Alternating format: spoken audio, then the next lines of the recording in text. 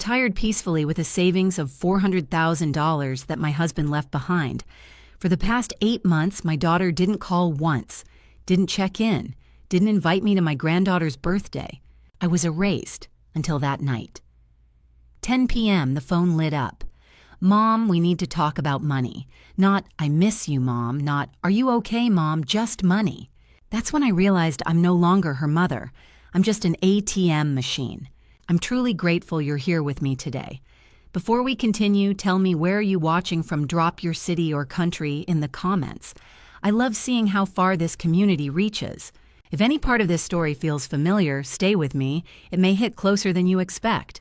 And just a quick note, some parts of this story are dramatized for entertainment and educational purposes. Any resemblance to real people or places is purely coincidental. At 62 years old, I thought I understood what it meant to be a mother. 8 months of silence from my daughter had taught me otherwise. It was a Tuesday night in October when everything changed, the kind of evening that settles into your bones with its ordinariness. I sat in my living room in Atlanta, the television murmuring something. I wasn't really watching, a cup of chamomile tea cooling on the side table.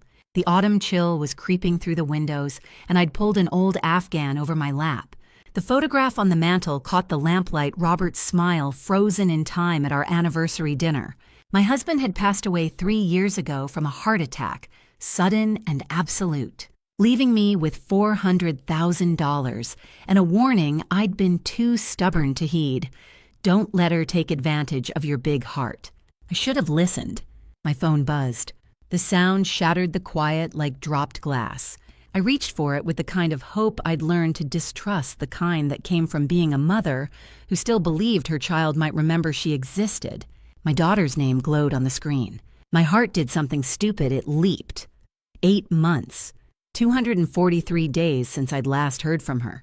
8 months since that dinner where I'd tried to tell her about my book club, about anything that might bridge the distance growing between us. She'd spent the entire meal checking her phone, nodding without hearing leaving before dessert. But she was reaching out now. Maybe she'd realized. Maybe she missed me. I opened the message. Mom, we need to talk about money. Not, I miss you. Not, how are you? Just money.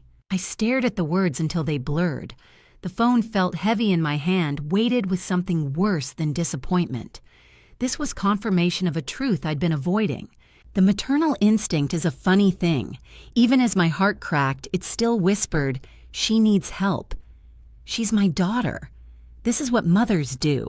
But another voice, quieter and far more honest, was beginning to speak up. It sounded a lot like Robert's. I thought back to that last dinner, really let myself remember it. How I'd dressed up, picked the restaurant she'd mentioned loving, how I'd practiced conversation starters in the car, how I'd left alone the dessert I'd ordered sitting untouched because she'd had somewhere more important to be. She always had somewhere more important to be, until she needed money. The pattern was there if I let myself see it. The calls that only came with requests, the promises to visit that evaporated like morning fog. The way her voice changed warmer, sweeter, when she was about to ask for something. When had I stopped being her mother and started being her automatic teller machine? I set the phone down on the coffee table screen, still glowing with those 9 words. The television droned on. The tea had gone cold. Outside my window, Atlanta slept, unaware that something in me was quietly breaking apart and reforming into something harder. I wouldn't sleep tonight. I already knew that. At 10:47 p.m., I stood up. The Afghan fell to the floor. I walked past Robert's photograph. I could almost hear him saying, "I told you so." Except he'd been too kind for that. I went to my home office, the small room where I used to help her with homework, where I'd taught her to balance a checkbook. I opened my laptop. The screen's glow illuminated my face in the dark room, and for the first time in 8 months, maybe longer, I started counting. Not days, not disappointments, money. Every dollar, every favor, every time I'd said yes when wisdom screamed no. If she wanted to talk about money, then we'd talk about money. But she wasn't going to like the conversation. The cursor blinked in cell A1 like a heartbeat, steady, patient, waiting for me to find the courage to begin. It was 10:52 p.m. My fingers hovered over the keyboard, trembling slightly. Not from cold, from something else entirely. I clicked New Document. The pristine white grid appeared, empty boxes stretching into infinity. At the top, I typed Williams Family Accounting. The words looked clinical, like I was preparing a business report instead of documenting the slow erosion of my relationship with my own child. Maybe that's exactly what I needed: distance objectivity numbers that couldn't be argued with. In column A, date. Column B, description. Column C, amount. Numbers don't lie. Numbers don't make excuses. Numbers just are. I started with the wedding. September 2.5 years ago. Wedding expenses, $28,000. The venue with floor-to-ceiling windows overlooking the river. It's my dream wedding, Mom. You're the only one who can help. Her eyes bright with certainty that I'd say yes, because I always said yes. I'll pay you back, she'd whispered during our mother-daughter dance. I promise. I pressed enter. The number sat there black and absolute. Next October 2 years ago, house down payment, $30,000. She'd shown me the listing on her phone, the 3-bedroom with the big backyard. Just a loan, Mom. We'll start paying you back once we're settled. Enter. April 18 months ago, business loan for boutique, $12,000. This is an investment, she'd said, enthusiasm, infectious business plans spread across my kitchen table. I'll pay you back with interest. This is going to change everything. The boutique that barely lasted a year. The investment never mentioned again. Enter. Smaller amounts followed. Car repairs. Emergencies never quite explained. The credit card payment when things got temporarily tight. $5,000 here, $3,000 there. Promises that evaporated like morning dew. $8,000 in miscellaneous support gone. Then came the hardest calculation. I pulled up my calendar from 2 years ago. 8 months I'd spent caring for my granddaughter while my daughter built her boutique dream. 8 months of my life given freely, because that's what grandmothers do. 1,840 hours. Professional childcare in Atlanta ran about $20 an hour.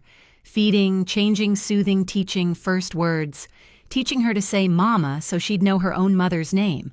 My fingers moved. 1,840 hours times $20 equals $36,800. The number made my breath catch. $36,800. For work I'd done out of love, never expecting payment, until my daughter's text message had reduced our entire relationship to a transaction. I stared at the column of numbers. Each one represented a moment when I'd believed I was being a good mother.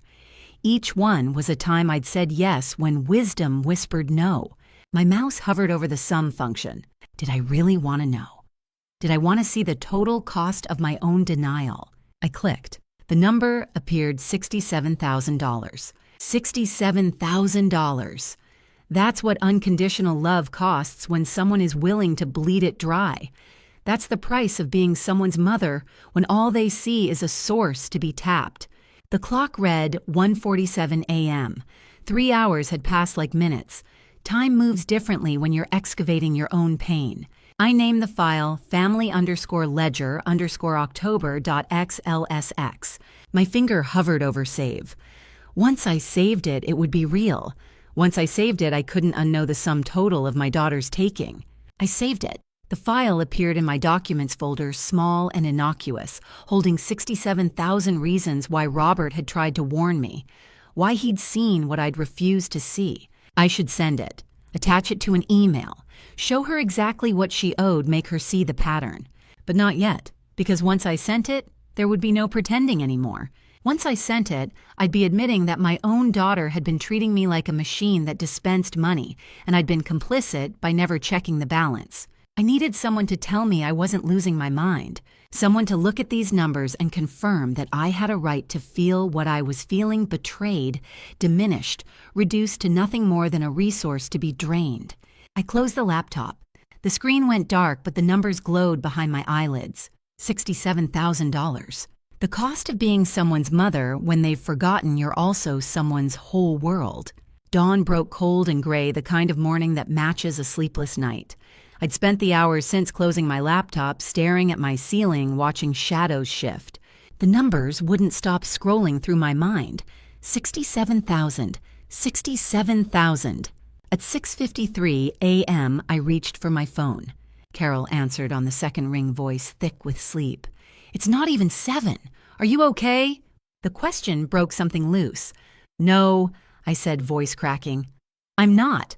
I'm coming over. 40 minutes later, she was at my door with warm croissants and strong coffee. Carol had been my friend for 15 years, 59, a bookkeeper with sharp eyes and sharper instincts, the kind of person who could spot when someone she loved was falling apart. Show me, she said. I opened my laptop. The spreadsheet filled the screen, all those columns and rows, the sum glowing like an accusation. Carol pulled up a chair and went silent. Her fingers scrolled. Occasional sharp intakes of breath. I poured coffee and waited. Finally, she sat back. $67,000. And change. You're not crazy. Her voice was firm. You're finally seeing clearly. Something in me released.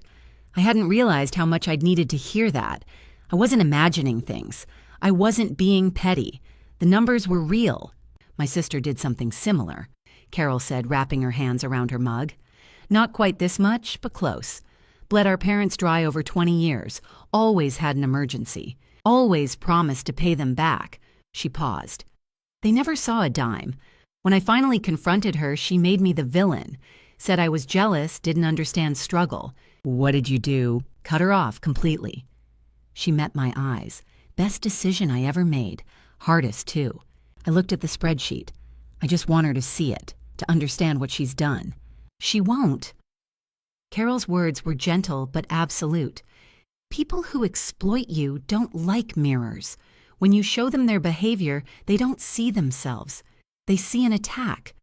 They'll twist it, make you the problem. So I just pretend this doesn't exist. I'm saying be prepared for her to make you the villain, and ask yourself, are you ready for that? I thought about last night's text. We need to talk about money, as if she had any right to that conversation. I don't know, I admitted.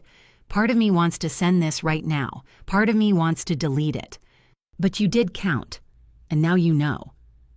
Carol squeezed my hand. You can't unknow it. The question is, what are you going to do with the knowing? We sat in silence, morning sun finally breaking through, casting shadows across my kitchen table. She'll be angry, I said. Probably. She'll say I'm a terrible mother. Maybe. She might never speak to me again. Carol's expression softened. Is she really speaking to you now, or just calling when she needs something? The truth settled into my bones like the autumn chill. My phone buzzed, making us both jump. A text from my daughter. Mom, did you think about what I said? We really need that talk. Carol glanced at the screen, then at me. What are you going to do? I stared at the message. No, good morning. No, I hope you slept well. Just the assumption that I'd been waiting for her to need something else. I don't know, I said. But something was shifting inside me, hardening. But I'm not responding right now. Carol stood gathering her purse. I'm proud of you. Whatever you decide, I'm here. Call me anytime. After she left, I sat alone with my coffee, the spreadsheet, and my daughter's unanswered text. The house felt different. Quieter, but not empty. Waiting, but not desperate. I didn't know what I was going to do yet. But for the first time in years, I knew what I wasn't going to do. I wasn't going to pretend anymore. The doorbell rang at exactly 10 o'clock the next morning. I'd been at my kitchen table, nursing my second coffee, still staring at yesterday's unanswered text.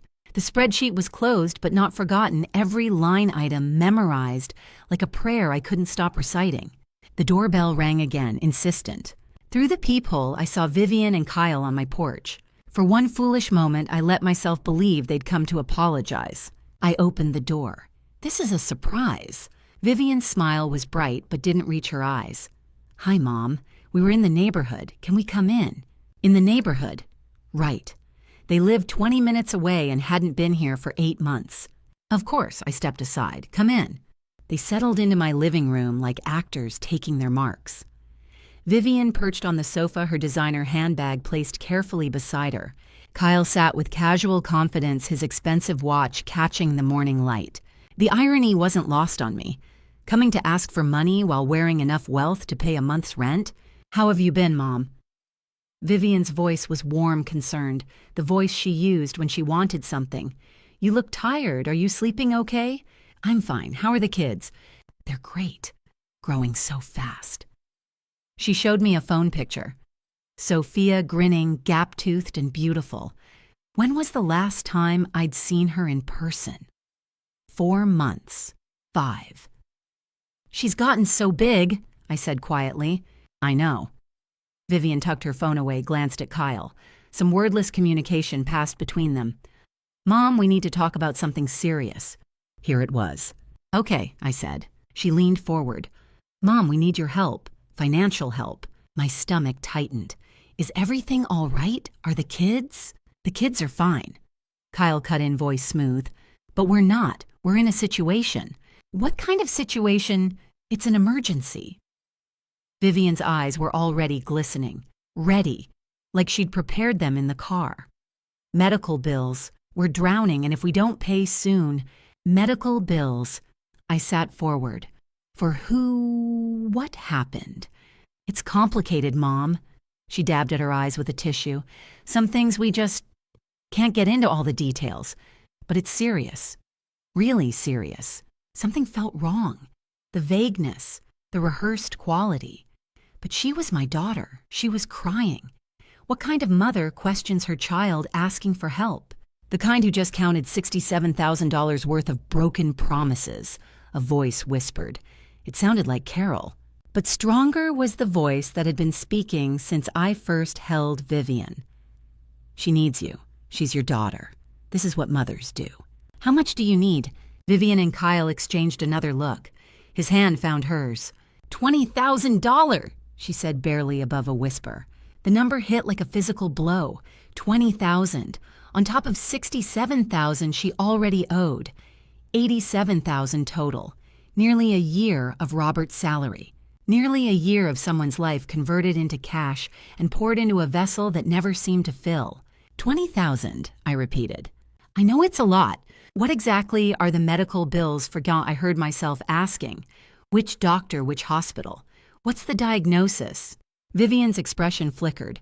Just for a second, the tears paused. Mom, does it really matter? This is an emergency. We need help. Of course it matters.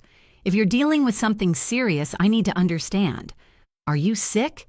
Is it Kyle? I need details if you're asking for $20,000. Why do you need details? Her voice sharpened. The tears were drying now. Don't you trust me? The question hung in the air between us. Heavy and sharp. Don't you trust me? I wanted to say yes. Every fiber of my being, the part that had rocked her to sleep, bandaged her scraped knees, cheered at every school play, wanted to say, of course I trust you. But $67,000 worth of broken promises whispered something different. It's not about trust, I said carefully, keeping my voice steady. 20,000 is a significant amount. I just need to understand. Understand?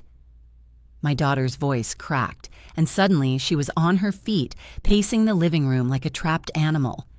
I can't believe this. I come here in crisis, and you're interrogating me. Her husband stood too, placing a hand on her shoulder. The gesture looked protective, rehearsed. We've always been there for you. He said, his tone gentle but pointed. Remember when you needed help with the roof last year? We didn't ask questions. The memory stabbed at me, but then another memory surfaced sharper. That was $200, I said quietly. And I haven't seen either of you in 8 months, because you're always like this. My daughter whirled to face me, tears streaming now. Always judging. Do you know how exhausting it is to be around someone who keeps score of everything? The accusation hit like a slap. Was I keeping score? The spreadsheet on my laptop suddenly felt like evidence of my own failings, not theirs. That's not fair, I managed. Isn't it? She sank back onto the couch, her voice dropping to something raw and wounded. If you really loved me, you wouldn't question this. You'd just help the way a mother is supposed to. There it was, the knife slipped neatly between my ribs. The way a mother is supposed to. As if love could be measured only in dollars handed over, without hesitation, no questions asked. I looked at her husband, hoping for reason for clarity. Instead, he shook his head slowly. We thought family meant supporting each other, he said. I guess we were wrong. The silence that followed felt like drowning. I could feel myself starting to cave, the weight of guilt pressing down on my chest. What if they were in real trouble? What if I said no and something terrible happened? But then I thought of Carol's words that morning. People who exploit you don't like mirrors. I need time to think, I said finally. I want to help, but I need to understand the situation better. Think. My daughter's voice rose again. This is an emergency. We could lose everything. Lose what exactly? The question came out sharper than I intended. What's the deadline? When do these bills need to be paid? She glanced at her husband. For just a second, I saw it. The flicker of hesitation. The silent negotiation. Soon, she said. Very soon. How soon? This week, this month. Does it matter? She was crying again, but this time it felt different. Harder. Either you're going to help us or you're not. That's what this comes down to. I felt my hands trembling. Every instinct screamed at me to fix this, to make it right, to be the mother she wanted me to be. But underneath that instinct was something else, something that had been building for years, maybe decades. Give me a few days, I said. I'll call you. Her face went cold. She stood slinging her designer bag over her shoulder with a sharp, angry motion. Her husband followed without a word. At the door, she turned back. Don't take too long, Mom. Some things can't wait. The door closed behind them, not quite a slam, but close. I stood in the sudden silence of my living room, my legs shaking so badly I had to sit down. On the coffee table, my phone buzzed. A text from my daughter. I hope you think about what you're doing. We needed you today, remember that. I set the phone down and stared at the wall, my heart pounding. The visit had lasted less than 40 minutes, but I felt like I'd been through a battle. And the worst part, I still didn't know what the emergency actually was. October 13th, 17 unread messages on my phone. I didn't open any of them. The coffee sat cold on the counter. The spreadsheet was still open on my laptop, $67,000 glowing in the total column. I couldn't sit still, couldn't think. By afternoon, I grabbed my jacket and walked no destination in mind. 2 blocks from home, I saw Linda Hayes walking her golden retriever. Haven't seen you in ages, she said brightly. How's your daughter doing? It was just polite conversation, small talk between neighbors. That kitchen renovation is coming along beautifully, Linda continued. The contractors have been there all week. Those granite countertops are going to be gorgeous. She's been sharing pictures everywhere. The world stopped. Kitchen renovation. My voice sounded distant. Oh yes, didn't she tell you? I mumbled something, an excuse, a goodbye, and walked away on numb legs. Kitchen renovation. Not medical bills, not an emergency. Granite countertops. 20 minutes later, I was in my car driving a route I knew by heart. Her house sat at the end of Brookhaven Drive, the one I'd helped buy with a $30,000 loan. A contractor's truck filled the driveway. 2 men unloaded stone slabs, gray and white, veined expensive. Through the open garage, I saw new cabinets still boxed. My daughter stood on the porch, coffee in hand, inspecting the granite like she was choosing jewelry. Nothing about her looked like crisis. I drove home in silence. October 14th, I spent the day at my kitchen table staring at the spreadsheet. Not the numbers this time, the descriptions. Boutique inventory loan, $12,000. Carol had seen my daughter's online posts months later. 2 weeks in Cancun. I'd told myself it was a business trip, a trade show. I'd been so good at explaining things away. House down payment, $30,000. There had never been a closing problem. I'd asked once. She'd changed the subject so smoothly I barely noticed. Emergency car repair, $2,800. Her car had been fine, but her husband got a new watch. The pattern had always been there. I just hadn't wanted to see it.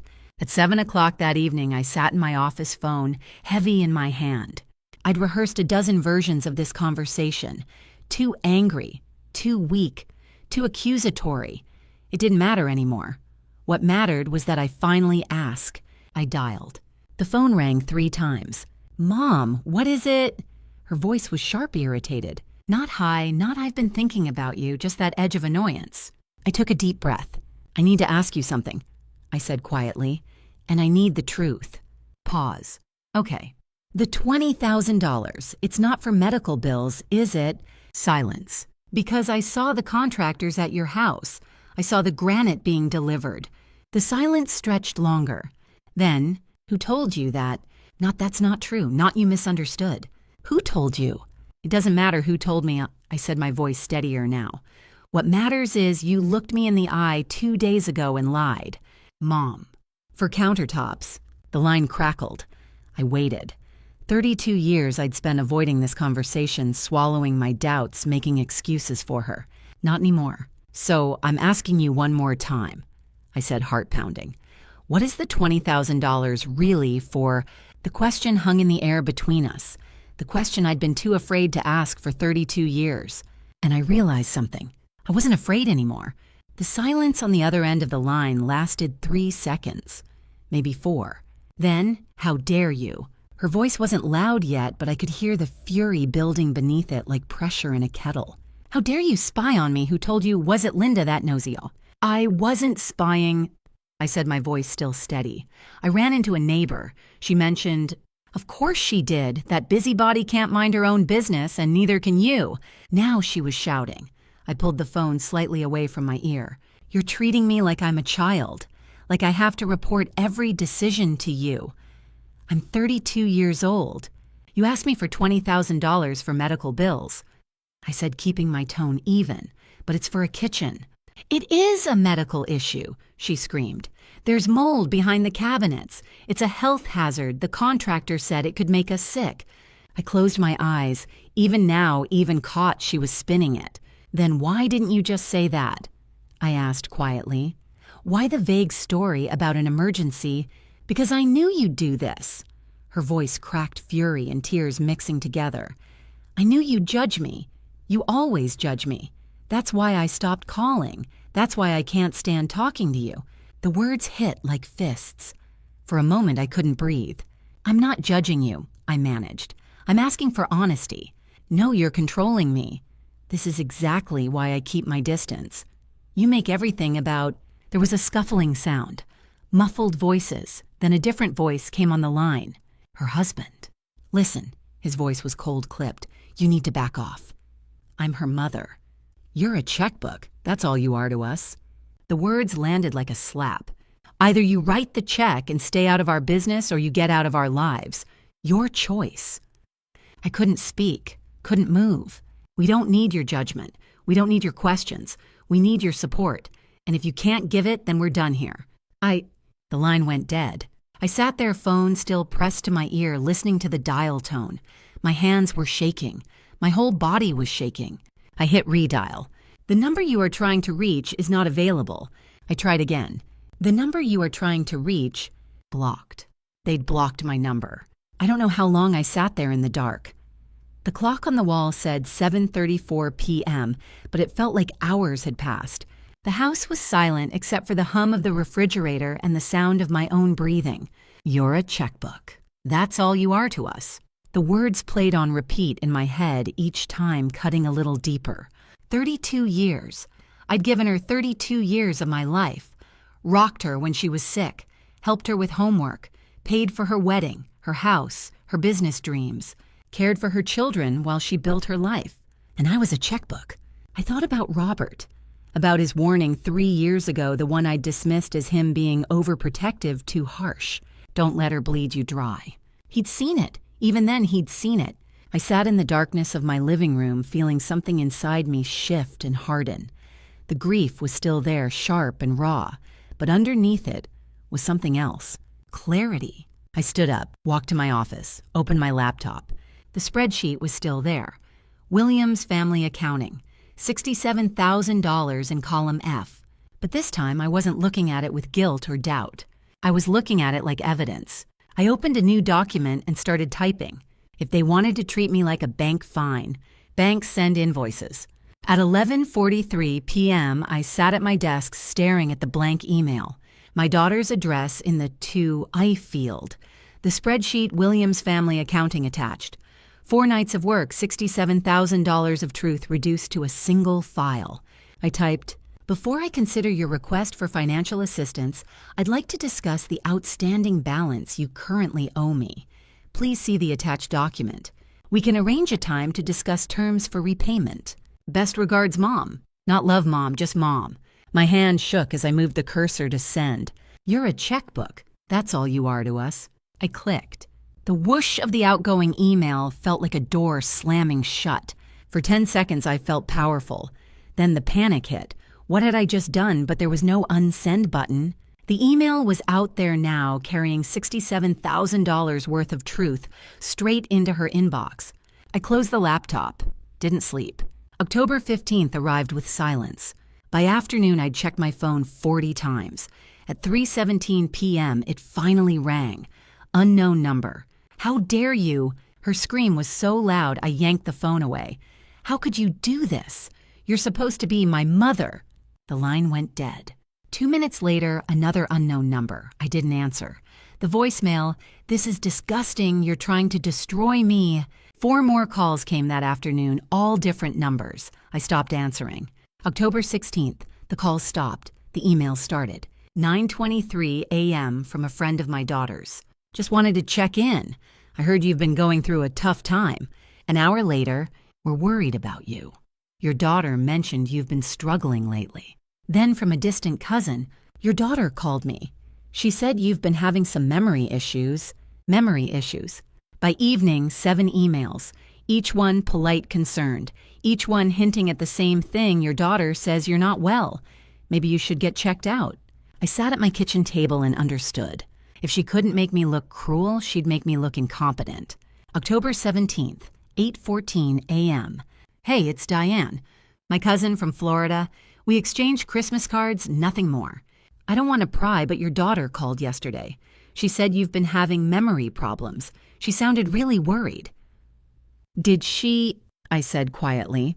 She said you sent her some strange document asking her to pay you back. She's concerned you're getting confused. I'm not confused, Diane. I'm 62, not senile. I sent her an invoice because she asked me for $20,000 after already owing me $67,000. She lied about needing it for medical bills. It was for a kitchen renovation. When I confronted her, her husband called me a checkbook. Then they blocked my number. Silence. Then, oh, she made it sound like you were unwell. I know. She called half the family, didn't she? Yes? After we hung up, I sat in the morning light and felt something cold settle into my chest. My daughter wasn't defending herself. She was trying to erase me. If she couldn't make me the villain, she'd make me a woman losing her mind. Someone whose words couldn't be trusted. Someone whose accusations could be dismissed as confusion, the sad unraveling of an aging mind. But she'd made one mistake. She'd forgotten that checkbooks keep records, and I had 32 years of them. October 17th. My phone rang 43 times. I didn't answer once. I sat on the living room floor surrounded by photographs. Her first day of kindergarten yellow dress tears when I left. I'd kissed her forehead, promised I'd be there when school ended. I was so proud of you that day. Her high school graduation. Cap and gown diploma held high that bright smile. She'd hugged me, said, I couldn't have done this without you, Mom. Had she meant it? Or had I been a means to an end even then? A baby photo, her sleeping in my arms, tiny fists curled against my chest. What did I do to create this? The question consumed me. Had I loved her too much? Not enough. Been too soft, too easy to exploit? Where had I failed so completely that she could look me in the eye and lie? Could let her husband call me a checkbook? Could tell everyone I was losing my mind? My chest tightened. Not emotional pain, physical. Sharp squeezing pressure beneath my ribs. Robert's heart attack had started like this. Tightness. Pressure. I pressed both hands to my sternum and sat very still, waiting. It took 3 minutes to pass. October 18th blurred into darkness. I didn't eat. Couldn't sleep. Just sat with those photographs replaying 32 years. The phone kept ringing. Carol's name flashed again and again. I let every call go to voicemail. What if she's right? What if I am losing my mind? October 19th, morning light crept around the closed curtains. I woke on the couch in yesterday's clothes. The living room was dim, stale. Tissues littered the coffee table. Photographs covered the floor. A key turned in the front door. Hello, it's me, Carol, the spare key I'd given her years ago. She stopped in the doorway, taking it all in me, unwashed on the couch, the scattered photos, the darkness. "I've been calling for 2 days," she said quietly. "I know." She sat beside me, didn't speak, just sat. Finally, what happened? "I can't do this anymore," I whispered. "Do what?" "Any of it." She told everyone I'm senile. What if she's right? What if I really am losing my mind? "Stop." Her voice was sharp. "Look at me." I couldn't. "Look at me." I forced my eyes up. "You are not crazy. You're not confused. You are not losing your mind. Then why does it hurt this much? Because you're grieving the daughter you thought you had. The one who loved you, who was honest. She's gone. You're mourning her. That's not crazy. That's human." The tears came sudden, overwhelming sobs. Carol pulled me into her arms and held me. When I finally stopped, she stood and pulled me to my feet. "Bathroom, shower, now!" Her tone left no room for argument. Then food.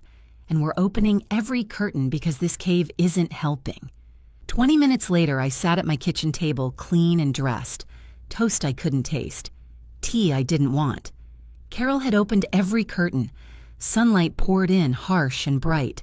She sat across from me, expression serious. "What your daughter is doing, telling people you're senile, that's not just cruel. It's strategic." "What do you mean?" "If she convinces people you're mentally incompetent, she can challenge anything you do. Any accusations, any legal actions. She could even try to get guardianship, take control of your finances, your medical decisions." Carol leaned forward. "This isn't just emotionally dangerous. It's legally dangerous." The toast turned to ash in my mouth. "You need a lawyer." "I don't know any." "I do." She picked up my phone, scrolled through her contacts. "Elder law attorney. She's tough. She'll know exactly what to do." Carol turned the phone toward me. A name glowed on the screen. I stared at the letters. They didn't register yet. Didn't mean anything. "Call her," Carol said. "Today." I looked at the name again. It meant nothing to me in that moment. But it would change everything. I arrived at the law office 20 minutes early. The waiting room had soft gray walls and leather chairs. A receptionist offered coffee. My hands were shaking too badly to hold the cup. I sat clutching a manila folder against my chest. Spreadsheet, printouts, texts, screenshots, transcribed voicemails, emails from relatives forwarding my daughter's claims that I was struggling and confused. 32 years of being a mother reduced to evidence. At 10 o'clock, a woman appeared in the doorway. Mid-40s, sharp gray suit, dark hair pulled back. Her handshake was firm, her expression both professional and kind. "I'm Rebecca Stone. Come on back." Her office was lined with law books and case files. She poured 2 glasses of water, sat across from me, and folded her hands on the desk. "Tell me everything." So I did. The 9:47 p.m. text asking for money. The $20,000 request for medical bills that was actually for granite countertops. The $67,000 spreadsheet documenting 5 years of unpaid loans and childcare. The phone call where my son-in-law told me I was just a checkbook. The invoice I sent in response. The explosion that followed. And then the smear campaign. Emails from friends, calls from distant relatives. My daughter telling everyone I had memory problems, that I was losing my mind. Rebecca listened without interrupting, took careful notes. When I finished, she set down her pen. "This is textbook financial exploitation," she said quietly. "And the defamation publicly claiming you're mentally incompetent, that's actionable." "I don't want to sue her, I just want it to stop." "I understand. But first, we need to protect you." She leaned forward. "We have options. A cease and desist letter, civil action for repayment. If there's evidence of fraud, we may need law enforcement involvement." My stomach twisted at the word fraud. "Let's start with information gathering." Rebecca turned to her computer. "When was the last time you checked your credit report?" "Maybe a year ago. Why, let's pull it now."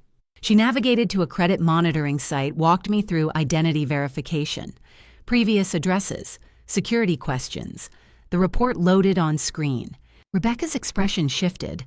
Subtle, but I caught it, a tightening around her eyes. "What?" My voice came out sharp. "What is it?" She turned the monitor toward me. There in black and white. Credit card account. Opened. September 8th, 2024. Current balance $15,000. Billing address: 2847 Brookhaven Drive, Atlanta, Georgia. Brookhaven Drive. My daughter's address. The house I'd helped her buy with a $30,000 loan. I didn't open that card, I whispered. My lips felt numb. I would never... I know. Rebecca's voice was gentle but absolutely firm. Someone used your personal information without your consent. Your name, date of birth, social security number. This is identity theft. Under federal law, that's a felony. The room tilted. $15,000.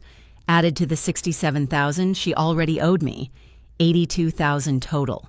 My daughter had stolen my identity. I pressed my hand to my mouth, couldn't speak. Rebecca pushed the water glass closer. Waited. When I finally looked up, her expression was compassionate but serious.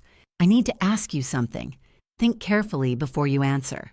I nodded, not trusting my voice. Do you want justice or do you want to protect your daughter? She sighed. The question hung in the air between us. Because if we report the identity theft, if we press charges, there will be criminal consequences. For her, possibly for her husband too. Rebecca held my gaze. You may not be able to have both. Justice and a relationship with her. I thought about the phone call. You're just a checkbook. That's all you are to us. I thought about 8 months of silence. The lies, the manipulation, the smear campaign designed to discredit me before I could speak the truth.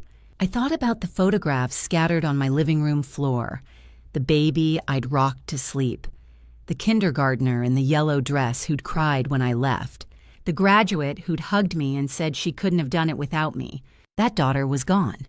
Had been gone for longer than I'd wanted to admit. Then I heard Robert's voice clear as day. Don't let her bleed you dry, sweetheart. I looked at Rebecca Stone. I want justice, I said. My voice was quiet, but it didn't shake. Even if it costs me my daughter. I've already lost her anyway. Rebecca nodded slowly. She didn't look surprised. Didn't try to talk me out of it. Okay, she said, reaching for a legal pad. Then let's get to work. Friday, October 25th. Rebecca's cease and desist letter was sent via certified mail. The tracking showed it was signed for at 2:47 p.m. Saturday morning, the doorbell rang. I was in the kitchen when I heard it. Through the front window, I saw Kyle standing on the porch, arms crossed, jaw tight. My stomach dropped. I walked to the door slowly, slid the chain latch into place before opening it 3 inches. Leave, I said. He held up a stack of papers. This is a cease and desist letter. You've been defaming us, spreading lies. Stop or we'll sue you for slander. I looked at the papers through the gap. Plain white printer paper. No law firm letterhead. Generic template language. Fake. That's not a real legal document. Kyle's jaw clenched. You're destroying our reputation. We'll sue you for everything. I haven't said anything that isn't true. You think you're smart hiring a lawyer? His voice rose. You're nobody, Dorothy. Just a lonely old woman making up stories. I kept my voice steady. I have a lawyer, and I have evidence. Evidence of what gifts you regret giving. The credit card wasn't a gift, I said quietly. That's fraud. His face changed a flicker of panic before the anger returned twice as hard. You gave us permission, he shouted. You're senile, you forgot. There it was, an admission. He just confessed they opened the card. Not denial, just an excuse. From his expression, Kyle realized his mistake. This conversation is over. Leave my property. You're going to regret this. His voice dropped cold and deliberate. You have no idea what you've started. He stepped closer to the door. I moved back instinctively. Leave, now. Kyle slammed his hand against the door frame hard enough to rattle the chain, then turned and walked down the steps to his car. He sat there for a long moment, engine running, staring at my house before finally driving away. Across the yard, Linda Hayes stood on her porch with her golden retriever. She'd been outside the whole time. She'd seen and heard everything. She caught my eye and nodded. I called Rebecca immediately, my hands shaking. Did you record it? No, but my neighbor was outside. She heard everything. Good, get a written statement from Linda today. A pause. Now check your credit report. Right now. I pulled up the monitoring site on my laptop. 3 new inquiries, all within the past 48 hours. A credit card company, a personal loan application, a department store card. They were trying to open more accounts in my name. even knowing I was on to them. Maybe because they knew. Rebecca, I whispered. 3 new inquiries. They're trying to... I see them. Her voice was calm but cold. That's escalation. Vivian and Kyle are moving fast before you can stop them. Freeze your credit immediately. And document everything that just happened, what time Kyle arrived, what he said, all of it. Okay. There was a pause, then, get ready, Dorothy. Tomorrow morning we're going to Vivian's house. My heart stopped. What? I'm filing a police report this afternoon. Identity theft fraud, criminal harassment. An officer will meet us there tomorrow morning at 9 to take statements and collect evidence. Rebecca's tone was absolutely steady. This ends tomorrow. Tomorrow, I repeated. 9 a.m. I'll pick you up at 8:30. After we hung up, I sat at my kitchen table staring at my phone. Tomorrow the police would knock on Vivian's door. Tomorrow this would become real in a way I couldn't take back. I thought about her as a little girl. The yellow dress on her first day of school. The graduation hug. Then I thought about the credit card. The lies. Kyle's threats on my doorstep. $82,000. 3 new credit inquiries. I stood up, walked to my desk, and opened a document. I started typing every word Kyle had said, every detail I could remember. Tomorrow couldn't come soon enough. Monday morning, October 28th, 9 a.m. Rebecca picked me up at 8:30. A police cruiser followed us through quiet suburban streets to Vivian's house. As we pulled up to the curb, I could see through the front window. The kitchen, new cabinets, gleaming granite countertops. Finished. $20,000 of lies made visible. My hands were shaking. Rebecca touched my arm. Stay calm, Dorothy, she said. Let me lead. Just answer when asked. Officer Rodriguez stepped from the cruiser, mid-40s, calm professional presence. He nodded at me. Ready. I wasn't, but I nodded anyway. We walked up the driveway together. Rebecca rang the doorbell. Vivian opened the door. She was smiling until she saw the officer. The color drained completely from her face. What's going on? Her eyes darted to me wide with panic. Mom, what did you do? Ma'am, we need to come inside, Officer Rodriguez said calmly. We have questions about credit card fraud. Fraud. Her voice went high-strained. I don't know what. Inside, please. She stepped back. We entered the house I'd helped buy with $30,000 never repaid. Kyle appeared from the hallway, his face darkening immediately. What the hell is this? Rebecca pulled a folder from her briefcase and opened it. These are credit card statements for an account opened September 8th in Dorothy's name without her knowledge or consent. The billing address is this residence. The signature doesn't match hers. She laid papers on the dining table. We also have documentation of 3 additional attempts to open accounts in her name within 72 hours. Officer Rodriguez stepped forward. Do either of you recognize these account numbers? Vivian's face crumpled. I didn't mean to. The billing address is your home, Rebecca said coldly. This is harassment, Kyle snapped. I found my voice. Just tell the truth, Vivian. Vivian looked at Kyle, then back at me, tears filling her eyes. It was him. The words burst out of her. He said you'd never notice. He said you owed us anyway after everything we did for you. Shut your mouth! Kyle's face went red, veins standing out. Sir, you need to calm down. Officer Rodriguez warned, his hand moving toward his belt. Vivian was sobbing now. Mom, I'm so sorry, I didn't want to. We were desperate. The business failed and we had bills. You stupid... One more word, Officer Rodriguez said sharply. I stared at Vivian, at the tears streaming down her face, smearing her mascara. Real or another performance, I couldn't tell anymore. Desperate enough to steal from your own mother, my voice shook, to tell everyone I was senile so they wouldn't believe me. She didn't answer, just cried harder. Officer Rodriguez turned to me, his expression neutral. Dorothy, do you want to press charges? The question hung in the air. I looked at Vivian, 32 years old, mother of 2, standing in her renovated kitchen with tears on her face. For 1 second, I hesitated. Then I remembered. The spreadsheet. $67,000, the lies about medical emergencies, the phone call where Kyle called me a checkbook, the smear campaign, the 3 new credit inquiries, even after being caught. Sophia asking why Grandma didn't love them anymore because that's what they'd told her. I looked at Officer Rodriguez. Yes, I said clearly. I want to press charges. Kyle exploded. You're destroying your own daughter.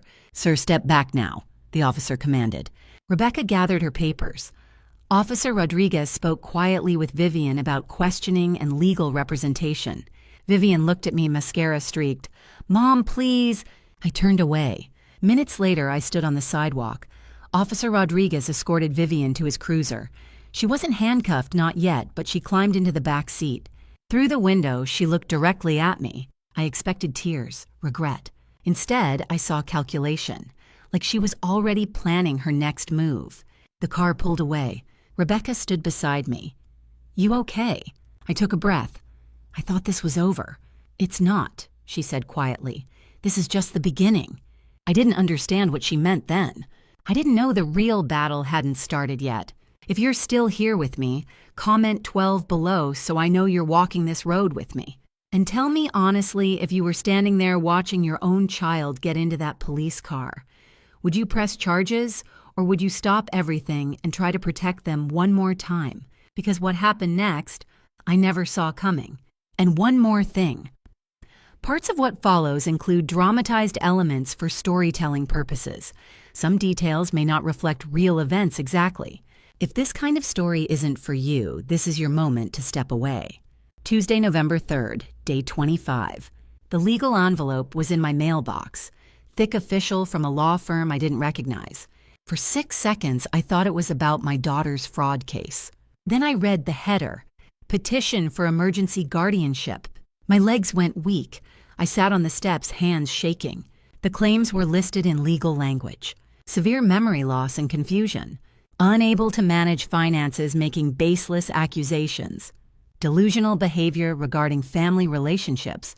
Requires legal guardian for financial assets and medical decisions. My daughter was trying to have me declared mentally incompetent. If she succeeded, she'd control everything. My house, my accounts, $400,000, medical decisions, everything. She couldn't steal it, so she was making it legal. I called Rebecca, barely able to speak.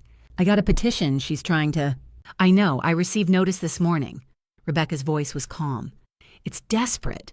She's facing fraud charges, so she's flipping the narrative. Making you look incompetent so your accusations won't hold up. Can she do this? She can file, she won't win. This was her biggest mistake. She just gave us the opportunity to put everything on record in front of a judge. The next 18 days blurred together in focused preparation. Days 26 and 27, cognitive assessment. A neurologist ran 3 hours of memory tests, reasoning puzzles, decision-making scenarios. Results: cognitive function well within normal range. Excellent memory recall. Sound judgment. The doctor was direct. You're sharper than most 40-year-olds I test. Nothing is wrong with your mind. Day 28, financial audit.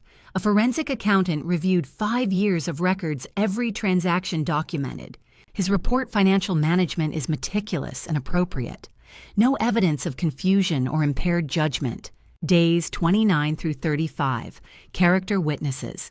Carol compiled a list: neighbors, former colleagues from the real estate office, book club members, the community center coordinator. Linda Hayes agreed to testify about the confrontation she'd witnessed at my door. My former boss wrote a detailed letter. Others followed. Days 36 through 42. Rebecca's strategy shifted to offense. We're not just defending you, she said, papers spread across her conference table. We're attacking. We lay out everything. The complete timeline: text messages, voicemails, credit fraud, 3 additional attempts, fake cease and desist threats at your door. Every lie. We show the judge exactly why she filed this. Not because you're incompetent, because she's desperate and cornered. At night, the weight crushed me. My daughter was trying to take everything, not just money, my autonomy, my right to make my own decisions, my freedom. Carol found me one evening, staring at the petition, crying. She really thinks she can do this, I whispered. She already tried to take everything. This is just her making it legal after getting caught. I won't let her win. I know you won't. Wednesday evening, November 20th, day 42. Tomorrow, the hearing at 10. Rebecca called. You ready? I thought about the test results, the audit, the witness statements, 18 days of preparation. Yes, I said steadily. I'm ready. Good. Get sleep. Tomorrow we end this. After hanging up, I sat in the quiet house. Tomorrow I would face my daughter in court. I would prove I wasn't incompetent, wasn't delusional, wasn't confused. Tomorrow I would win. But tonight I had to do something that would break my heart one more time. I picked up my phone and scrolled to a number I'd been avoiding for weeks. There was someone I needed to see before tomorrow. Someone small and innocent who deserved to hear the truth from me, no matter how much it hurt to tell her. Wednesday, November 20th, day 42, 3:15 p.m. I parked across from Willow Creek Elementary School and watched the front doors. This was a risk. If my daughter found out, she'd be furious. But I needed to see Sophia one more time before tomorrow. The bell rang. Children poured out backpacks bouncing. Then I saw her. 7 years old, blonde pigtails, pink backpack. My granddaughter. I walked toward her and her teacher. Ms. Parker recognized me. It's been so long, I was wondering if I could say hello to Sophia, just for a minute. Ms. Parker glanced at Sophia, then back at me. Something in my face told her this mattered. Of course, 5 minutes. Sophia looked up and saw me. Her face lit up, then confusion clouded it. Grandma. We walked to a stone bench in the school garden. Autumn leaves drifted down around us. Sophia sat beside me, hands folded in her lap. Where have you been? She asked quietly. Mom said you didn't want to see us anymore. The words hit like a punch. Tears sprang to my eyes. That's not true, sweetheart, not true at all. Mom said you were too busy with new friends, that you didn't have time for us. I wiped my eyes. I love you. I have always loved you. She nodded, but her eyes were uncertain. Then why don't you visit?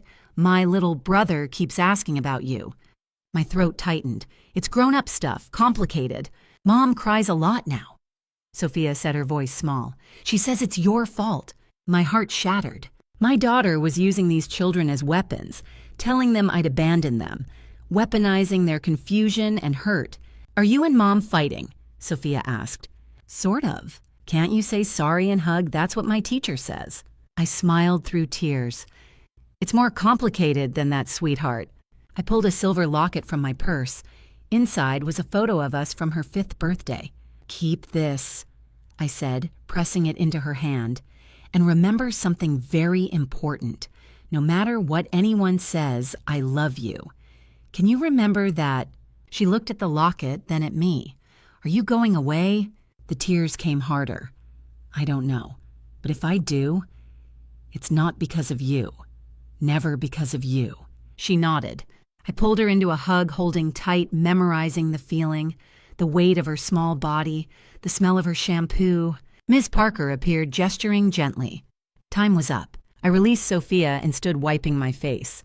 Will I see you again? I hope so, sweetheart, someday. I turned and walked away quickly. Behind me, her voice. Grandma, I love you too. I didn't turn around. If I looked back, I'd fall apart. I made it to my car before the sobs came. I sat with my hands over my face, crying so hard I couldn't breathe. For everything I'd lost. For what my daughter had become. For those children caught in the middle. When I finally stopped, I was exhausted and hollow. I wiped my face and looked at the small photo taped to my dashboard. Robert, smiling from 10 years ago. Tomorrow, I whispered to his picture. Tomorrow I fight for both of us. That night I didn't sleep. Not from fear, from clarity. My daughter had crossed every line. The lies, manipulation, fraud, threats, all terrible. But using her own children as weapons, making them believe I didn't love them, that was unforgivable. Tomorrow morning at 10, I would walk into that courtroom. Tomorrow I would tell the truth. Tomorrow I would fight. Thursday, November 21st, day 43, 9 a.m., Fulton County Courthouse. I walked up the steps with Rebecca and Carol. Inside, Vivian sat with Kyle and their attorney. She wore a conservative dress, the picture of a concerned daughter.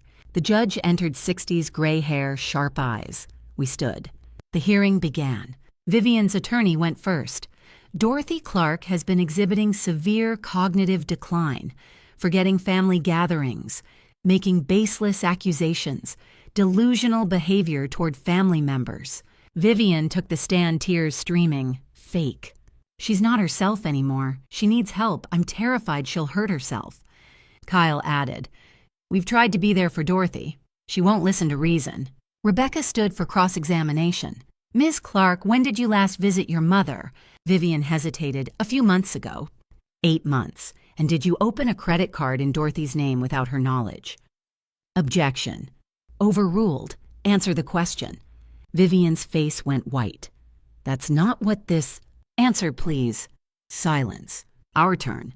The neurologist testified, Dorothy Clark's cognitive function is excellent for her age. Sharp memory, sound judgment. The forensic accountant, Ms. Clark's financial records are meticulous. No signs of impairment whatsoever. Rebecca presented the credit report. Identity theft. Card opened September 8th in Dorothy's name. Billing address petitioner's home. 3 additional fraudulent attempts within 72 hours. Oh, Carol testified, I've known Dorothy for 30 years. She's not confused. She's finally seeing clearly. Rebecca played the voicemails. Vivian screaming threats, Kyle's insults, the fake cease and desist. Then my turn. I took the stand and swore to tell the truth. Rebecca asked, Dorothy, why do you believe your daughter filed this petition? I looked at the judge. Because I said no. Because I documented the $67,000 she owed me. Because I reported identity theft when she opened cards in my name. I took a breath. Your honor loving someone doesn't mean letting them destroy you. I spent 32 years being what I thought was a perfect mother. I gave everything. When I had nothing left, Vivian tried to take my identity, my credit, now my freedom. My voice was steady. I'm not confused. I'm a mother who learned that unconditional love doesn't mean unlimited exploitation. I'm done apologizing for protecting myself. Silence. Vivian shot up. You were supposed to help me. You're my mother. Ma'am, sit down, the judge said firmly. She's destroying. Ma'am, sit. Vivian collapsed sobbing. The judge looked at the evidence, then at me, then at Vivian. Petition for guardianship is denied.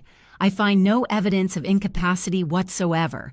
Mrs. Dorothy Clark is of sound mind and fully capable of managing her own affairs. She turned to Vivian, her expression cold. Ms. Clark, I am forwarding this entire file to the District Attorney's Office for criminal prosecution. The evidence of identity theft, fraud, and elder abuse is substantial and deeply troubling. The judge's voice hardened. You should prepare yourself to face criminal charges, which may include prison time as well as civil restitution for all damages caused to your mother. This court will also award Mrs. Dorothy Clark $8,000 in legal fees payable within 90 days. Gavel down. The courtroom was silent. The judge spoke to me quietly. Mrs. Clark, I'm sorry you had to go through this. No parent should have to prove their sanity to their own child. In the hallway, Vivian waited, face pale and cold. I will never forgive you, she hissed. I stopped, met her eyes. Good Vivian, because I'm done asking permission to exist. I walked out into November sunshine with Rebecca and Carol beside me. That night, I sat alone with new locks and old memories. If this was winning, why did it still hurt? The day after the hearing, a locksmith came to my house. New deadbolts, new keys, a security system with cameras at every entrance. The technician asked if I'd had a break-in. I told him no, just taking precautions. The restraining order was filed that afternoon. 500 feet. My daughter couldn't come near my home, my bank, the places I volunteered. I froze my credit with all 3 bureaus. The first restitution payment arrived 2 weeks later. $200, $23,000 to go. The district attorney's office moved forward with fraud charges. My daughter's attorney called Rebecca asking if I would consider dropping the case if my daughter apologized. Rebecca asked me. No, I said.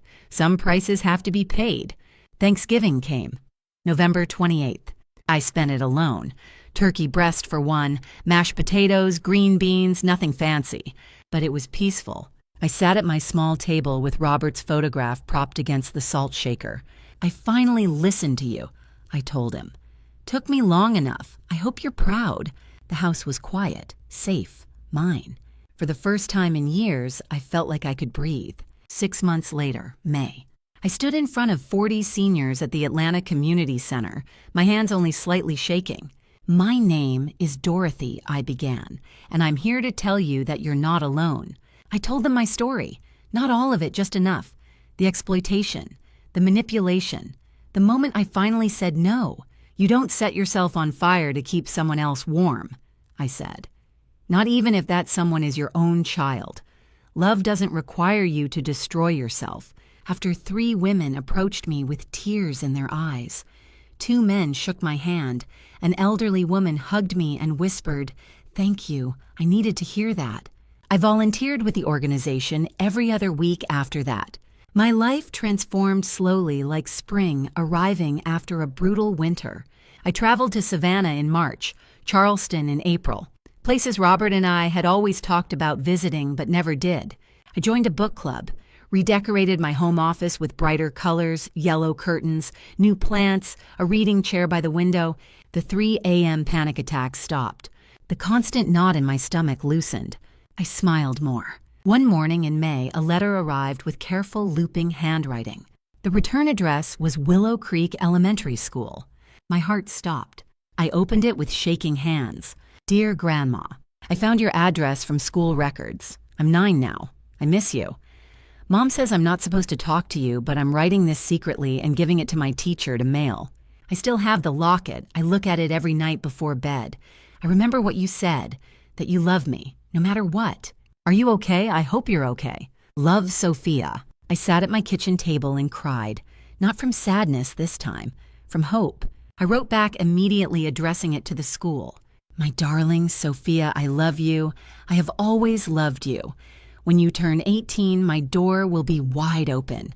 Until then, know that I'm thinking of you every single day. Keep the locket safe. Grandma." On a bright Saturday afternoon, I drove to the cemetery. Robert's headstone was warm in the sunshine. I laid spring flowers, daffodils, and tulips at its base. "I learned something," I told him. "Family isn't just blood, it's respect. It's boundaries. It's love that doesn't ask you to disappear." The wind moved through the trees, gentle and kind. I felt him listening. That evening, I sat at my computer as golden light poured through the window. An email notification appeared. Another woman, another story, another cry for help. My son keeps asking for money.